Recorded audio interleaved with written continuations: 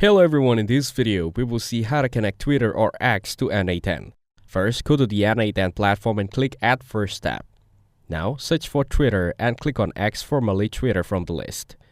Then, choose the action like Create Direct Message or any other option such as Create Tweet if you want to automate Twitter posts. Next, click on Select Credential and then click on Create New Credential. Now, enter your client ID and client secret, which you can get from the Twitter Developer Portal. After entering the credentials, click on Connect My Account. A new window will open where you can sign in using your Google account, Apple ID, or directly with your Twitter account. Once the connection is successful, enter the text you want to send or post. This can be a tweet or message, depending on the action you choose.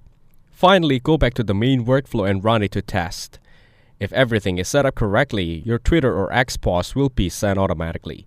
Thanks for watching. Make sure to like and subscribe for more content like this.